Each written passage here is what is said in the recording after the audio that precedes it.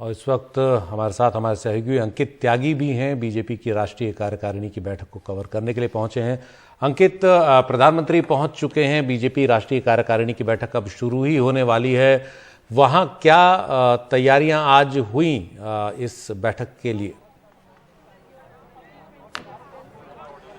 देखिए सुशील, जिस तरीके से आपने बताया, प्रधानमंत्री नरेंद्र मोदी बिल्कुल अभी कुछ देर पहले यहां पर पहुंचे हैं और उन्हें रिसीव करने के लिए जेपी नड्डा जो पार्टी के प्रेसिडेंट हैं वो बाहर तक आए। लेकिन किस तरीके से एक पार्टी की इंटरनल जो स्ट्रैटेजी मीटिंग होती है कि किस तरीके से रणनीति आगे के लिए बनाई जाए, उसको एक बड़े राजनीतिक इवेंट में कन्वर्ट किया जाता है और साथ ही साथ उसे कैसे हेडलाइन बनाया जाए, ये बीजेपी से बखूबी और शायद कोई कर नहीं सकता है। इस यहां पर कल जोड़ा गया ये कार्यक्रम, प्रधानमंत्री नरेंद्र मोदी के रोड शो किया गया और उसके बाद वो यहां पर पहुंचे और उसी को लेकर एक इस तरीके से इसको प्रेजेंट करने की कोशिश की गई। इस प्रस्तुति इस तरह से की गई कि देखिए कितनी बड़ी नेशनल इवेंट इस वक्त हो रही है, जिस तरीके से भारतीय जनता पार्टी की आगे की रणनीति की तैयारी यहां पर नेशनल एग्जीक्यूटिव में होने वाली है। अखिलेश जी भी हमारे साथ जुड़े हुए हैं। अखिलेश जी हमारे साथ बने रहिए, कुछ मेहमान भी हमारे साथ जुड़ेंगे। लेकिन मैं इस वक्त आपको कुछ चीजें जो हैं वो यहां पर दिखाना चाहता हूं। हमारे जो सहयोगी हैं वो आपको थोड़ा पैन करके दिखाएंगे कैसे यहां पर भारतीय जनता पार्टी ने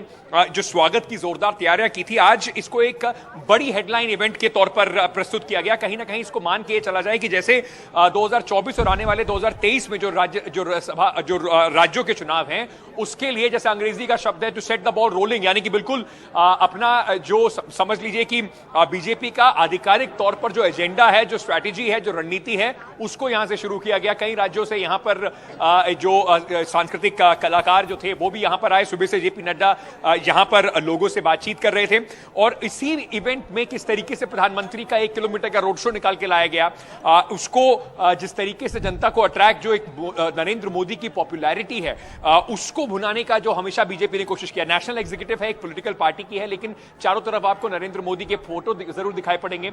और अखिलेश जी, अगर आप मुझे सुन पा रहे हैं, मैं आपसे एक जरूरी जो यहां से मैसेज दिया जा रहा है उसके बारे में बात करना चाहता हूं। किस तरीके से आज ऊपर एक बहुत बड़ा बैनर लगाकर बीजेपी ने शुरुआत की है, गरीब कल्याण हमारा संकल्प, यानी कि कोशिश जो है वो नरेंद्र मोदी के स्ट्रेचर को और प्रेजेंट करने की और बढ़ाने की, जनता के बीच तक ले जाने की, और साथ ही साथ एक बड़ा पॉलिटिकल मैसेज भी कि हमारा जो काम है वो लास्ट माइल डिलीवरी है और उसी को लेकर बीजेपी आगे बढ़ेगी। ये बहुत इंपॉर्टेंट मैसेज है अखिलेश जी। निश्चित तौर पर अंकित, और गरीब कल्याण ये बीजेपी की एक थीम पिछले कुछ वर्षों में रही है और बीजेपी को इसका सीधा लाभ भी मिला है। कई चुनाव में, पिछले लोकसभा चुनाव में भी बीजेपी को इसका सीधा फायदा मिला था और यही कारण है कि जो लाभार्थी हैं विभिन्न योजनाओं के, जो कि केंद्र सरकार की साथ ही बीजेपी शासित राज्यों की योजनाएं हैं, उनके लाभार्थियों की बीजेपी ने न सिर्फ सूची बनाई है बल्कि उन तक अप्रोच भी किया, उनको बताया भी कि आपको जो जो फायदे मिले हैं, ये दिल्ली में चूंकि नरेंद्र मोदी हैं, उनकी सरकार है, इसलिए आपको ये सारे फायदे मिले हैं और इसीलिए गरीब कल्याण जो है वो बीजेपी की एक सेंट्रल थीम है। 2014 में जब नरेंद्र मोदी ने शपथ ली थी प्रधानमंत्री के तौर पर, उसके बाद संसद का जो केंद्रीय कक्ष है, सेंट्रल हॉल, वहां पर उन्होंने तमाम बीजेपी के सांसदों को संबोधित किया था और उस संबोधन में अंकित उन्होंने अपनी सरकार की प्राथमिकताओं को स्पष्ट कर दिया था, जिसमें उनकी एक सबसे बड़ी प्राथमिकता जो उन्होंने गिनाई थी वो था गरीब कल्याण। और पिछले 8 साल में उनकी सरकार ने कई कदम इस दिशा में उठाए हैं। जो वादे उन्होंने किए थे, वो चाहे उज्ज्वला योजना का हो या फिर किसान सम्मान निधि का हो या फिर अन्य इस तरह के कई सारे जो उपाय उनकी ओर से किए गए और साथ ही साथ जो योजनाएं शुरू की गई, उन सबका जिक्र बार बार बीजेपी करती है। और इसीलिए अब जो आने वाले विधानसभा के चुनाव हैं, वो चाहे कर्नाटक का हो या फिर इस साल के अंत में मध्य प्रदेश, छत्तीसगढ़, राजस्थान का चुनाव हो, इन तमाम चुनावों में बीजेपी इस गरीब कल्याण की थीम को और आगे लेकर के जाएगी। और कल ही दिलचस्प बात यह है अंकित कि जो वित्त मंत्री निर्मला सीतारमण एक कार्यक्रम में थी 5 जनवरी की, जो कि आरएसएस से जुड़ा हुआ एक पत्रिका है, उसके कार्यक्रम में निर्मला सीतारमण से पूछा गया कि देश की जो मिडिल क्लास है वो काफी उम्मीदें कर रही है आपके आने वाले बजट से, जो कि 1 तारीख को पेश किया जाएगा। तो उसमें उन्होंने एक तरह से बड़ा हिंट दिया है कि सरकार जो है आने वाले बजट में निश्चित तौर पर जो मिडिल क्लास है उसके हितों का भी ध्यान रखेगी। तो एक तरफ गरीब कल्याण की बात हो या दूसरी तरफ मिडिल क्लास की बात हो, सरकार की कोशिश यही है कि जो समाज के अलग अलग वर्ग हैं, अलग अलग तबके हैं, सबको कोई ना कोई लाभ उनकी योजनाओं का मिले, क्योंकि सब जानते हैं कि अब ये चुनावी वर्ष है। इस साल 9 चुनाव, एक यूटी जम्मू कश्मीर का भी चुनाव और उसके बाद अगले साल आंध्र प्रदेश का चुनाव, बाद में उड़ीसा का भी चुनाव और साथ में लोकसभा के चुनाव। तो इतने सारे चुनाव अगले 12 से 14 महीने के भीतर होना है और इसीलिए कोशिश यही होगी बीजेपी की कि इस थीम को, गरीब कल्याण की थीम को आगे लेकर जाया जाए। अंकित, बहुत जरूरी बातें आपने बताई, किस तरीके से बीजेपी इन सबको आगे लेके जाएगी। एजेंडा अगले 2 दिन का क्या होने वाला है, कल तक ये पूरी जो नेशनल एग्जीक्यूटिव की मीटिंग है बीजेपी की वो चलेगी और उसके बाद ये एक समापन होगा प्रधानमंत्री नरेंद्र मोदी के भाषण के साथ। तो कहीं ना कहीं भारतीय जनता पार्टी भी इस बात को बहुत अच्छे से समझती है कि उनके जो पॉलिटिकल फॉर्चून्स हैं, यानी कि पॉलिटिकल कैपिटल है, जितना भी भारतीय जनता पार्टी का इन्वेस्टमेंट है वो प्रधानमंत्री नरेंद्र मोदी की इमेज के इर्द गिर्द है। तो चाहे स्टेट इलेक्शन हो या 2024 के, बहुत केयरफुली क्राफ्टेड ये पूरी इस तरह की इवेंट रहती है। मैं जो मेहमान हमारे साथ जुड़ रहे हैं उनका भी आपसे तारुफ करा देता हूं। हमारे साथ इस वक्त राजकिशोर साहब जुड़ रहे हैं, सीनियर जर्नलिस्ट हैं। डॉली शर्मा स्पोक्स है कांग्रेस पार्टी की, वो भी इस वक्त हमारे साथ जुड़ रही हैं। महेश वर्मा हमारे साथ जुड़ रहे हैं, बीजेपी के नेता हैं। और हमारे साथ श्रवण गर्ग भी जुड़ेंगे जो कि एक सीनियर जर्नलिस्ट हैं। आप सभी का बहुत बहुत स्वागत कार्यक्रम में। और आज का जो फोकस है वो इसी बात को लेकर है कि किस तरीके से बीजेपी ने तो अपनी कमर कस ली है और बाकी पॉलिटिकल पार्टीज इसके जवाब में क्या करने वाली हैं आगे आने वाले दिनों में, वो भी एक बहुत इंपॉर्टेंट कहीं ना कहीं एक मुद्दा होगा। लेकिन अखिलेश जी, मैं आपके पास आने से पहले एक बार मैं सीधे राजकिशोर जी के पास जाना चाहता हूं। और राजकिशोर जी, मैं आपके पास ये सवाल लेकर आना चाहता हूं कि ये जो आप, मैं जरा कहूंगा अपने कैमरा सहयोगी से थोड़ा पलट के जरा आपको दिखाएं, नरेंद्र मोदी के आपको ये G20 के साथ जो एक बड़ी तस्वीर यहां पर दिखाई पड़ेगी। तो चाहे G20 की प्रेसिडेंसी हो जो एक रोटेशनल प्रेसिडेंसी है, या फिर अब से लेकर, जैसे मैं पहले भी कह रहा था, जो हमारा कैलेंडर है 2024 तक का, उसमें राम मंदिर का जिक्र हो या और भी जो भी इवेंट हो, बहुत ही इन सब इवेंट्स को कैसे नरेंद्र मोदी के इर्द गिर्द पिरोकर जोड़कर देखा जा रहा है, वो शायद भारतीय जनता पार्टी की एक 2024 से पहले बड़ी कोशिश है कि किस तरीके से नरेंद्र मोदी को एक अलग पेडेस्टल पर, कि उनके सामने कौन उनसे बड़ा कौन की जो डिबेट है वो देश के अंदर जरूर लेके आई जाए। बिल्कुल, देखिए अंकित, भारतीय जनता पार्टी का ट्रम्प कार्ड निश्चित तौर पे नरेंद्र मोदी है और इस समय भारतीय जनता पार्टी की जो पूरी रणनीति है उसकी व्यूह रचना के केंद्र में पूरी तरीके से नरेंद्र मोदी होते हैं, इसमें कोई दो राय नहीं।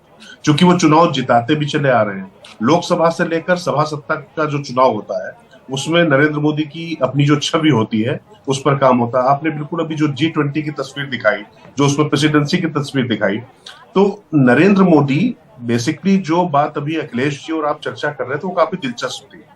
किस तरीके से पूरा मूल में होते हैं गरीबों के कल्याण से जुड़ी हुई योजना, लेकिन उसके साथ ही साथ भारतीय जनता पार्टी ये जानती है कि निश्चित तौर पर लोगों तक योजनाएं पहुंचाना है, उनको लाभ पहुंचाना है। लेकिन चुनाव, भारतीय जनता पार्टी का जो ट्रैक रिकॉर्ड रहा है वो भावनात्मक मुद्दों पर, और जो भावनाओं का जो उफान होता है उस पर वो बेहतर तरीके से चुनाव लड़ पाते हैं।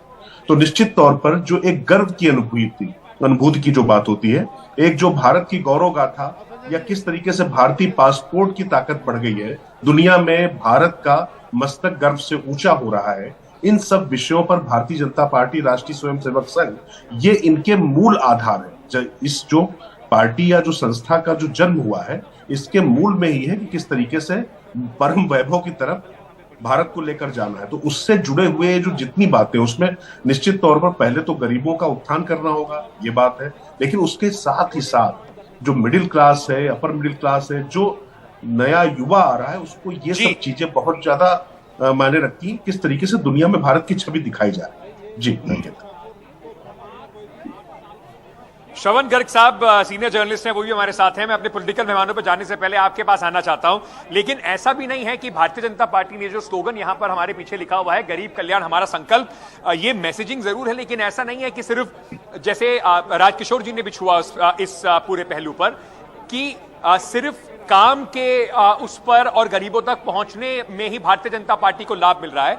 एक बहुत वेल क्राफ्टेड इलेक्शन मशीनरी है जो लगातार काम करती है, और यहां से भी चाहे गुजरात की जीत के बाद तुरंत अमित शाह के 11 राज्यों के दौरे हों, जेपी नड्डा जाकर हर जगह पे अलग अलग राज्यों में जाके संगठन की बात कर रहे हों, तो कहीं ना कहीं एक इलेक्शन जो मशीनरी है उसको दुरुस्त करना, कास्ट इक्वेशंस देखना, बहुत माइन्यूट डिटेल्स, बूथ लेवल तक चीजों को मैनेज करना, ये भारतीय जनता पार्टी की डिलीवरी के साथ एक बड़ा फैक्टर बन जाता है उनकी परफॉर्मेंस में। देखिए, ये गरीब कल्याण योजना तो ठीक है, अगर हम राजकिशोर जी जैसा कह रहे हैं और अखिलेश जैसा कह रहे हैं तो हम ये मानकर चलें कि पिछले 8 सालों में गरीबों के कल्याण के लिए कुछ नहीं हुआ और अब नए सिरे से गरीबों का कल्याण होने वाला है।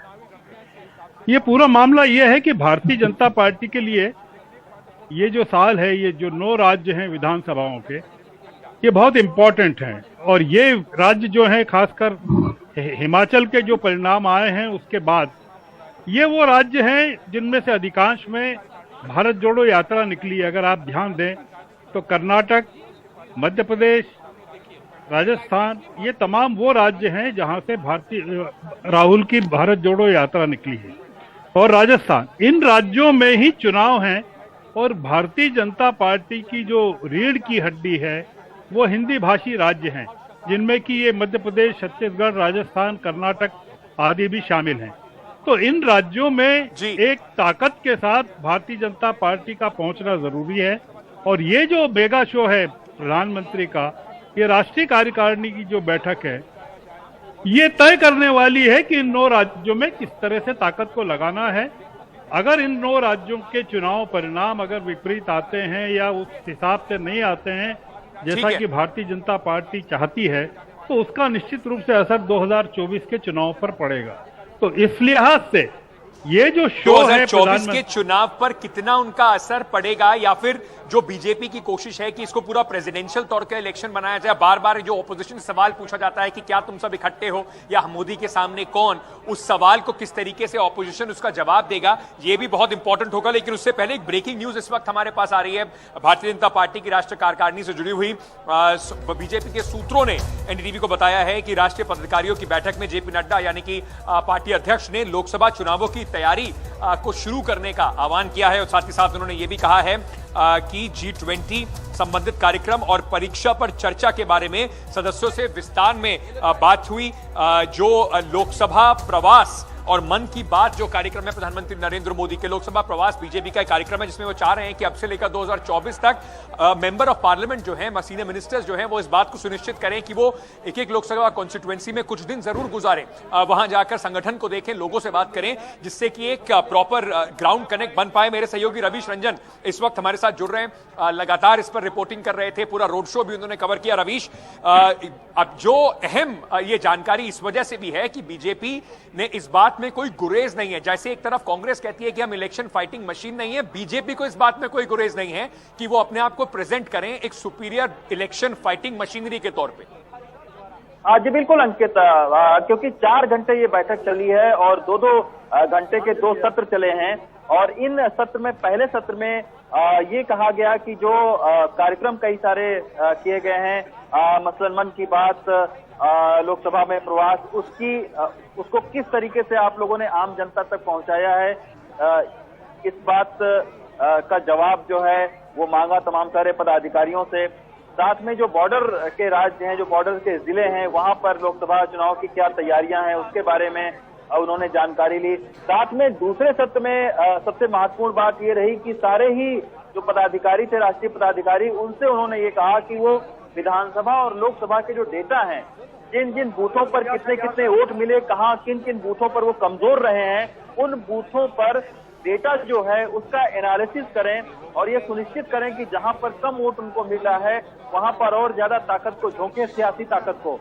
तो पूरे संगठन को मजबूत करने के लिए साथ में उन्होंने ये भी कवायद की है, उन्होंने ये निर्देश दिए हैं सारे पदाधिकारियों को कि लोकसभा के लिए अभी से ही जो है वो कमर कस लें। जितने भी कार्यक्रम केंद्र सरकार के हैं उनका सही जो है वो सही जो है वो एक तस्वीर आम जनता को पेश करें, उसको लोगों को बताएं, उसका प्रचार प्रसार करें। तो इन बातों पर फोकस रहा। साथ में एक चीज की और चर्चा हुई, जो साउथ के 3-4 राज्य हैं, तेलंगाना है,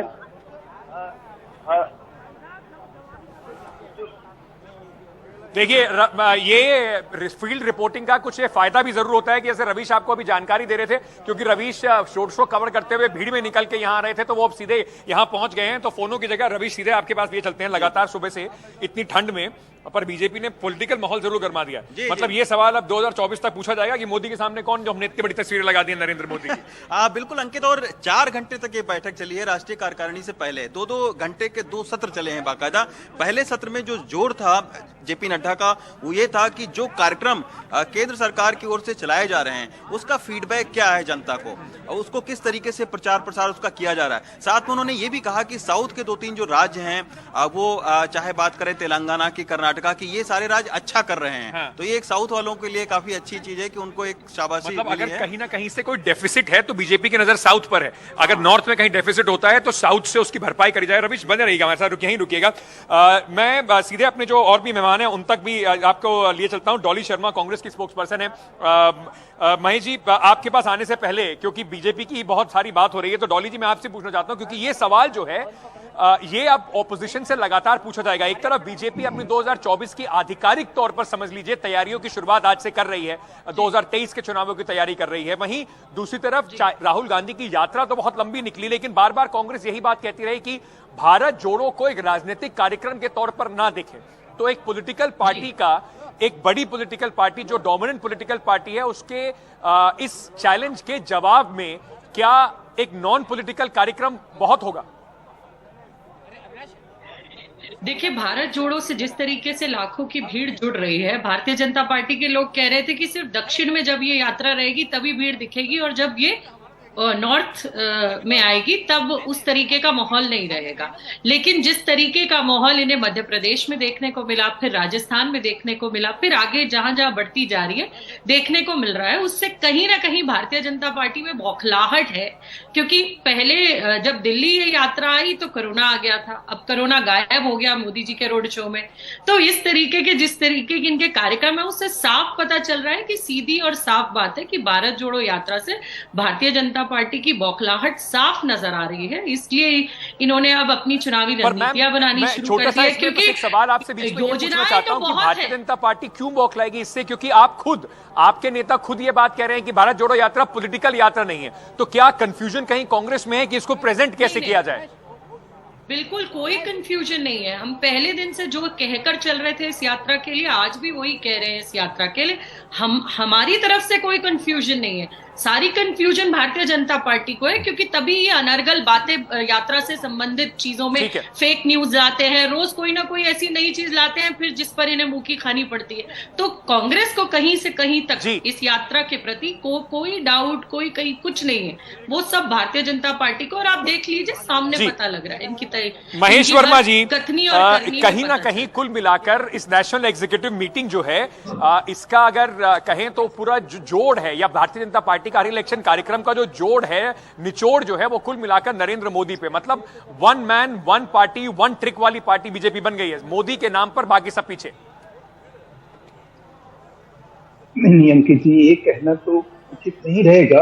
राष्ट्रीय कार्यकारिणी है जिसमें लगभग हमारे 35 से ज्यादा केंद्रीय मंत्री हैं, 13 के आसपास मुख्यमंत्री हैं, 37 जो है प्रदेश अध्यक्ष हैं, लगभग 300 पदाधिकारी, 350 पदाधिकारियों की बैठक हमारी सुप्रीम बॉडी है एग्जीक्यूटिव की पार्टी की दृष्टि से। तो मैं समझता हूं कि यहाँ इस चीज पे जरूर गौर फरमाया जाएगा, क्योंकि भारत यात्रा, भारत जोड़ो यात्रा, भारत तोड़ो यात्रा, या जिस तरह का दुष्प्रचार है, एक दुष्प्रचार का जो एक सटीक माध्यम चुन के और देश और जिस तरह से मोदी सरकार को या भाजपा को बदनाम करने की कोशिश की जाती है, निश्चित रूप से उसकी भी चर्चा है यहाँ रहेगी। और उस चर्चा को हम इसलिए भी करना चाहेंगे क्योंकि आज की डेट में हमें भी लग रहा है कि हम जब चुनाव के दहलीज पे खड़े हैं, कहीं या वो विधानसभा चुनाव को लेकर हो या लोकसभा चुनाव को लेकर, तो इस देश में जो एक प्रधानमंत्री मेरे वरिष्ठ सहयोगी, हमारे वरिष्ठ सहयोगी अखिलेश जी भी हमारे साथ जुड़े हुए हैं। अखिलेश शर्मा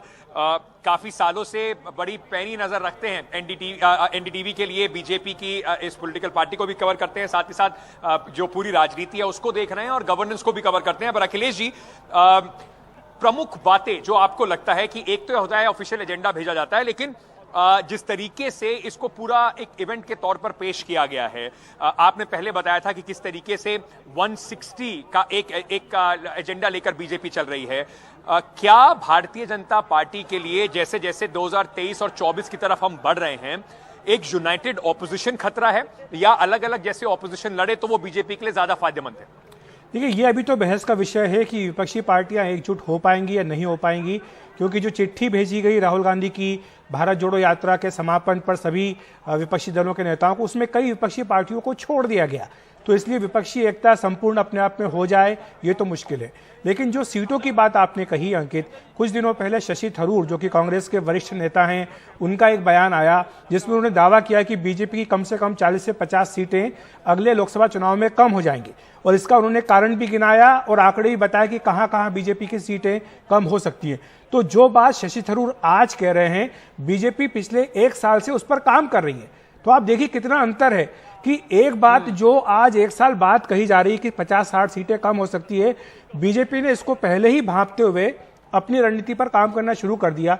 और इसमें 1 साल से बीजेपी के तमाम केंद्रीय मंत्री, जिनमें कि अमित शाह तक खुद शामिल हैं, वो लगे हुए हैं कि उन सीटों पर काम किया जाए जहां पर कि हारने की संभावना है या यो सीटें जो पिछले लोकसभा चुनाव में नहीं जीत पाए थे। तो इसलिए ये बीजेपी अपने साथ साथ पूरी तैयारी करके चल रही है। लेकिन जाहिर सी बात है कि चुनाव में जो मशीनरी होती है वो तो एक बड़ी भूमिका निभाती है, लेकिन साथ साथ जो मुद्दे होते हैं वो भी एक बड़ी भूमिका निभाते हैं। और अगले लोकसभा चुनाव में जो कि 2024 में होने जा रहा है, 10 साल की सरकार नरेंद्र मोदी की केंद्र में होगी, तो उनकी अपनी एक क्या एंटी इनकम्बेंसी रहेगी या नहीं रहेगी। और इसीलिए बीजेपी ने आज जिस तरह से उनका रोड शो आयोजित किया और गुजरात की जीत को प्रमुखता से पेश कर रही है, उसके पीछे अंकित संदेश ये देना चाहती है बीजेपी कि 3 दशक तक गुजरात में सत्ता रहने के बावजूद एंटी इनकम्बेंसी वहां नहीं हुई, बल्कि प्रो इनकम्बेंसी थी नरेंद्र मोदी के नाम पर, और देश में भी वही होगी। इसीलिए 2024 के लिए वो गुजरात की जीत का बार बार जिक्र करेंगे। और ये बहुत इंटरेस्टिंग भी होगा देखना, क्योंकि राजकिशोर जी, इसमें कोई दो राय नहीं है कि अगर मैन टू मैन अगर बात करें, जैसे फुटबॉल की या किसी क्रिकेटिंग एनालॉजी की अगर हम बात करें, तो अभी शायद नरेंद्र मोदी के स्ट्रेचर का सामने कोई नेता दिखाई नहीं पड़ता है। और ऑपोजिशन के लिए, जिसको मैं जैसा अखिलेश जिसे भी पूछ रहा था, एक कैच 22 वाली सिचुएशन है। अगर इकट्ठे होकर जाते हैं तो बीजेपी प्रोजेक्ट करेगी कि देखिए मोदी के सामने सारे इकट्ठे हो गए, और अगर अलग अलग जाते हैं तो आपस की जो फूट है उसका फायदा बीजेपी को मिलेगा। निश्चित तौर पर अंकित जी, इसमें कोई दो राय नहीं है कि अभी नरेंद्र मोदी के कद का कोई नेता इस समय देश में दिखाई नहीं पड़ता है। लेकिन ये राजनीति है। राजनीति में चुनाव के नतीजे कब किस व्यक्ति का कद उसके पद से बड़ा कर दें, ये आप कह नहीं सकते। लेकिन जो बात सबसे इंटरेस्टिंग है कि क्या वाकई एंटी बीजेपी न्यूक्लियस विपक्ष से कोई बनने को तैयार हो पाया है क्या? ये सबसे बड़ा प्रश्न है। क्योंकि देखिए, भारतीय जनता पार्टी लगातार संघर्ष करती रही, और किस तरीके से जनसंघ के जमाने से संघर्ष करते करते, कभी समाजवादियों को आगे करके, कभी खुद आगे होकर, सबसे ज्यादा जरूरी था कि पहले केंद्र में एक विपक्ष बने और सबको साथ लेकर कैसे कांग्रेस को मात दी जा सके। अटल बिहारी वाजपेयी के नेतृत्व में यह काम करने में कामयाब रही भारतीय जनता पार्टी। अभी उस स्थिति में पैन इंडियन जिसकी अगर कोई पार्टी है तो वो कांग्रेस है। राहुल गांधी की यात्रा से लंबे समय बाद एक बज क्रिएट हुआ है निश्चित तौर पे कांग्रेस के पक्ष में। लेकिन क्या वो नरेंद्र मोदी के सामने अभी राहुल गांधी को पूरा विपक्ष इस तरीके से नेता मानेगा या नहीं मानेगा? सबसे बड़ा यक्ष प्रश्न तो यही है। क्योंकि जो बात अभी अखिलेश जी कह रहे थे कि उन्होंने चिट्ठियां लिखी, लेकिन उन चिट्ठियों को अभी लोगों ने नकार दिया। अरविंद केजरीवाल की अपनी महत्वाकांक्षा है, नीतीश कुमार की अपनी महत्वाकांक्षा है, केसीआर एक अलग पार्टी बनाकर खड़ी कर देते हैं। तो कौन किसके साथ में जा रहा है ये महत्वपूर्ण है। लेकिन राजनीति में कई बार जब वर्डिक्ट आता है, नतीजे आते हैं, तो उसके बाद समीकरण बनते और बिगड़ते हैं। और नरेंद्र मोदी इस बात को किस तरीके से समझते हैं राजनीतिक तर्ज, अंकित, ये बात इसलिए याद दिलाना जरूरी है क्योंकि गुजरात में सब लोग आम आदमी पार्टी को मुख्य प्रतिद्वंदी मान रहे थे, लेकिन नरेंद्र मोदी ने कहा था कि कांग्रेस को कमतर मत समझिए, और वहां पर उन्होंने जब ज्यादा मेहनत की तो उसको कमजोरी माना गया। लेकिन नतीजे जो है वो ऐतिहासिक है। तो ये अपनी कमजोरी को ही ताकत बना लेना, उसको दूर करना, ये एक प्रयास है। और इसको लेकर तमाम आलोचना करेगी, कांग्रेस भी करेगी, आम आदमी पार्टी भी करेगी कि पहले वो नहीं करता है। लेकिन निश्चित तौर पे मोदी समझते हैं राजनीतिक नर्ज और जनता के बीच में वो चले, क्योंकि बिल्कुल सही बात है। राजनीति एक ऐसा खेल है जिसमें कुछ भी सर्टेनिटी से नहीं कहा जा सकता। जो आज जो आज आपको लग रहा हो रहा है, हो सकता है एक हफ्ते बाद सिचुएशन बिल्कुल बदली हुई नजर आए। तो 2024 का जो कैनवस है उसमें शायद ही कोई अभी इस बात का रिस्क लेगा। ये बात जरूर है कि बीजेपी डोमिनेंट पार्टी है या पार्टी नंबर 1 उसको मान लीजिए, लेकिन क्या वो डन डील है? बिल्कुल खत्म है, कोई ऑपोजिशन के पास चारा नहीं है, ये कहना शायद राजनीतिक तौर पे बहुत बड़ी बेवकूफी होगी। लेकिन छोटा सा एक ब्रेक ले रहे हैं, हमारे सारे मेहमान हमारे साथ जुड़े रहेंगे।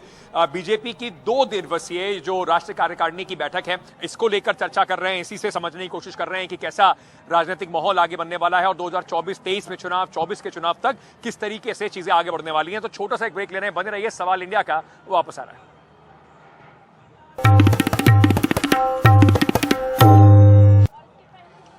एक बार फिर से आपका स्वागत है। बीजेपी की 2 दिन की जो नेशनल एग्जीक्यूटिव मीटिंग है, राष्ट्रीय कार्यकारिणी की मीटिंग है, वो इस वक्त शुरू हो चुकी है। मेरे पीछे यहां पर चल रही है मीटिंग। प्रधानमंत्री नरेंद्र मोदी यहां पर कुछ देर पहले पहुंचे हैं और अखिलेश जी हमारे सहयोगी इस वक्त स्टूडियो में बैठे हुए हैं, लेकिन उन्होंने जानकारी दी है कि 5:30 बजे एक प्रेस कॉन्फ्रेंस होगी जिसमें बताया जाएगा कि जेपी नड्डा साहब ने क्या कहा। यह भी कहा जा रहा है कि उसी वक्त हो सकता है प्रधानमंत्री नरेंद्र मोदी वापसी भी यहां से निकलें और उसके बाद कल फिर प्रधानमंत्री यहां पर पहुंचेंगे और उसके बाद उनके भाषण से इस पूरे जो कार्यक्रम में शाम को कल इसका समापन होगा। पर डॉली जी, मैं आपके पास आना चाहता हूं और आपसे ये बात समझना चाहता हूं कि जाहिर सी बात है 2024 में अभी समय बहुत है और आने वाले जो राज्य हैं उसके चुनाव अहम होंगे।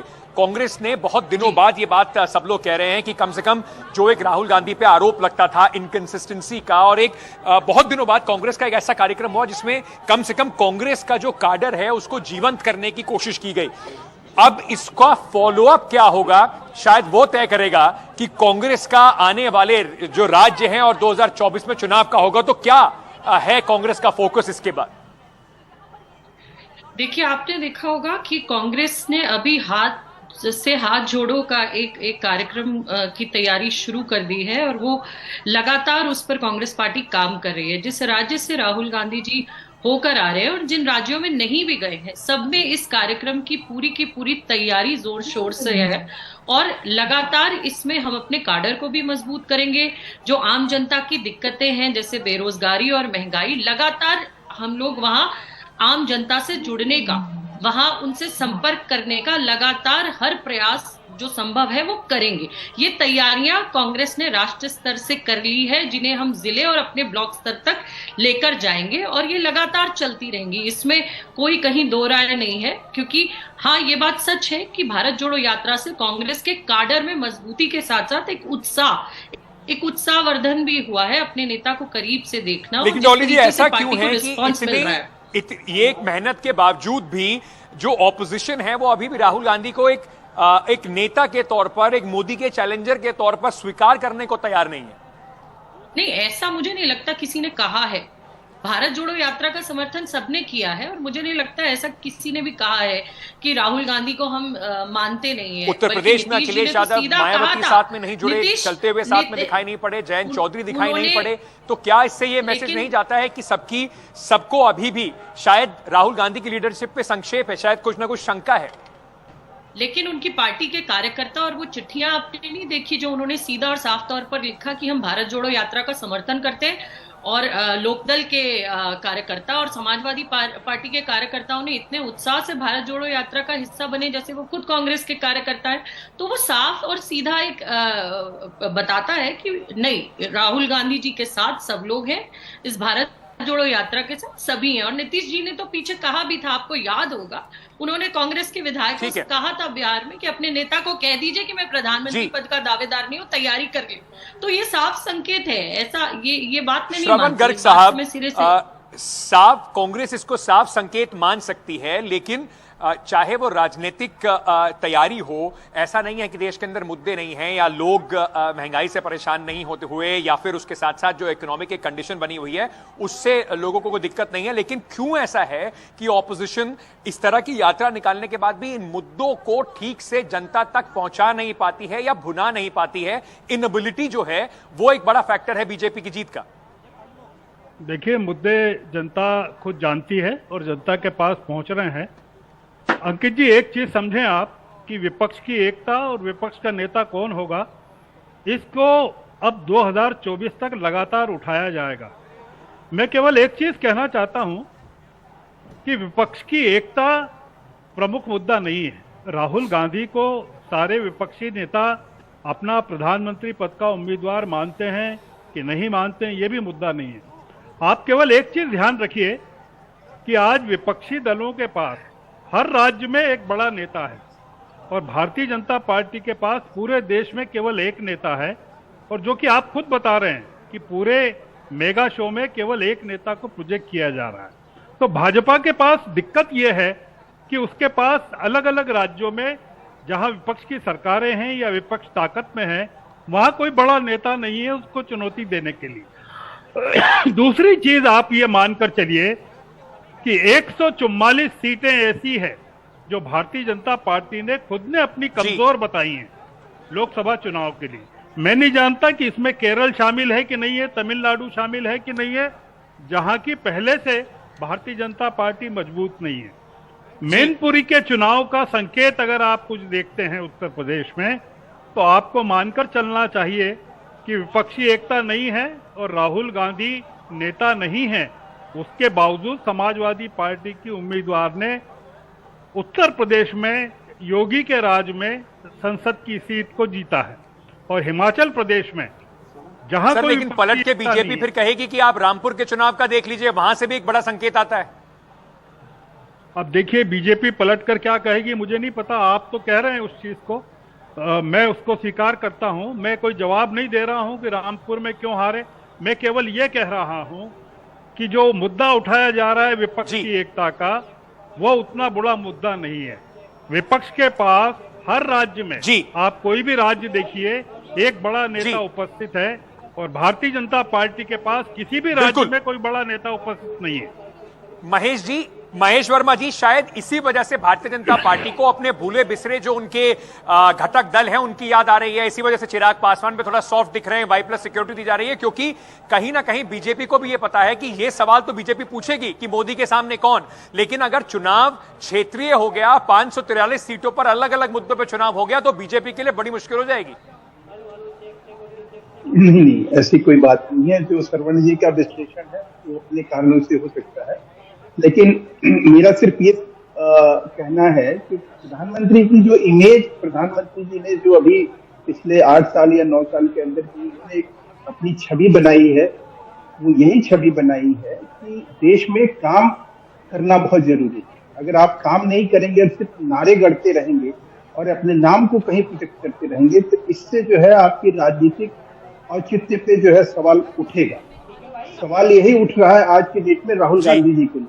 और रही बात की राहुल जी के भारत जोड़ो यात्रा से भाजपा को क्या नुकसान है, आप देखिए अभी सपा प्रमुख ने जिस तरह से मना किया, इनकार किया, केजरीवाल इनके साथ आने के लिए तैयार नहीं है, ममता आने के लिए तैयार नहीं है। तो इस तरह के दुष्प्रचार पे जो पब्लिक ओरिएंटेड जो गरीब कल्याण योजना है, जो समाज कल्याण योजना है, जो जिस तरह से $5 ट्रिलियन की एक इकोनॉमी बूस्टअप हुई है, जिस तरह से देश सशक्त हुआ है, इसको कहीं डिरेल ना किया जाए। इसमें कोई दो राय नहीं है कि इस वक्त बीजेपी एक बड़ी डोमिनेंट पार्टी है, लेकिन ये सिर्फ कहना कि इस वक्त देश में कोई मुद्दा बचा ही नहीं है और सारे इश्यूज सॉल्व हो गए हैं और बिल्कुल सड़कों पर दूध की नदियां बह रही हैं, शायद ये भी कुछ कहना एक जाती होगी। लोगों के मुद्दे अपनी जगह है और विपक्ष इसी वजह से उन मुद्दों को उठाने की कोशिश कर रहा है। शायद इसी कारण से हिमाचल के अंदर बीजेपी को वो सक्सेस नहीं मिली जो उन्हें गुजरात में मिली है। लेकिन कुल मिलाकर बीजेपी ने जिस तरीके से एजेंडा सेट करने की कोशिश की है और सक्सेसफुली वो एजेंडा सेट कर पाती है, एक मैसेजिंग कर पाती है, उसको देखते हुए एक बड़ा चैलेंज ऑपोजिशन के लिए 2023 के चुनावों में और 24 में जरूर है। और उसी को कसने के लिए, फाइन ट्यून करने के लिए बीजेपी की ये नेशनल एग्जीक्यूटिव की मीटिंग हो रही है। आप सभी का बहुत बहुत शुक्रिया हमारे साथ जुड़ने के लिए। आज सवाल इंडिया का में छोटा सा एक ब्रेक ले रहे हैं, खबरों का सिलसिला जारी रहेगा, बने रहिए एनडीटीवी के साथ।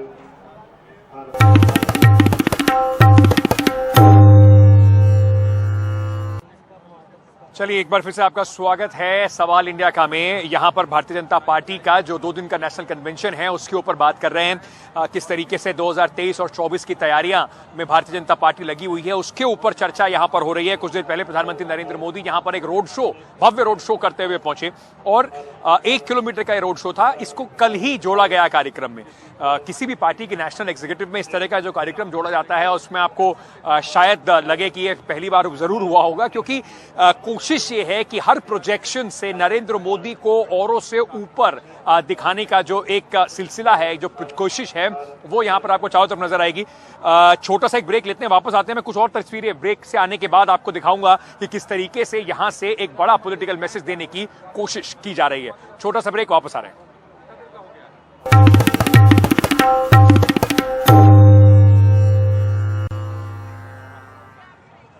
एक बार फिर से स्वागत है आपका। बीजेपी की 2 दिन की राष्ट्रीय कार्यकारिणी की बैठक चल रही है। एनडीटीवी की विशेष पेशकश यहां से 5:30 बजे एक प्रेस कॉन्फ्रेंस है जहां पर बताया जाएगा कि किस तरीके से आज की शुरुआत हुई। जेपी नड्डा ने अपने जो अध्यक्ष हैं उन्होंने अपने भाषण में क्या कहा, लेकिन बड़ी कुछ तस्वीरें मैं आपको जहां पर दिखाना चाहता हूं कि किस तरीके से जो प्रोजेक्शन है, जाहिर सी बात है कि ऐसा नहीं है कि सिर्फ बीजेपी अपने काम के भरोसे ही जीतती है। बहुत सारी इस पॉलिटिकल इलेक्शन को जीतने में बहुत सारे मुद्दों को, इमोशनल मुद्दों को भी उठाना होता है, लेकिन किस तरीके से यहाँ पर राम मंदिर और उसके साथ साथ अगर आप देखेंगे सुभाष चंद्र बोस की जो यहाँ पे तस्वीर जो है, प्रतिमा जो है इंडिया गेट पर लगाई गई, साथ ही साथ सरदार पटेल की विशाल प्रतिमा, और दूसरी तरफ अगर मैं पलट के यहाँ पर आपको दिखाऊं तो ब्रह्मोस मिसाइल दिखाई पड़ेगा, रफाल भी आपको यहाँ पर उड़ान भरता दिखाई पड़ेगा, और साथ ही साथ वंदे भारत एक्सप्रेस और जो नया विक्रांत जो युद्धपोत हमारे देश की नौसेना में इंडक्ट हुआ है वो भी आपको यहाँ दिखाई पड़ेगा। तो कुल मिलाकर एक सशक्त प्रधानमंत्री की तस्वीर पेश करने की यहाँ से कोशिश जरूर है बीजेपी की, और उसी को यहाँ पे 2 दिन की जो राष्ट्रीय कार्यकारिणी की बैठक है उसमें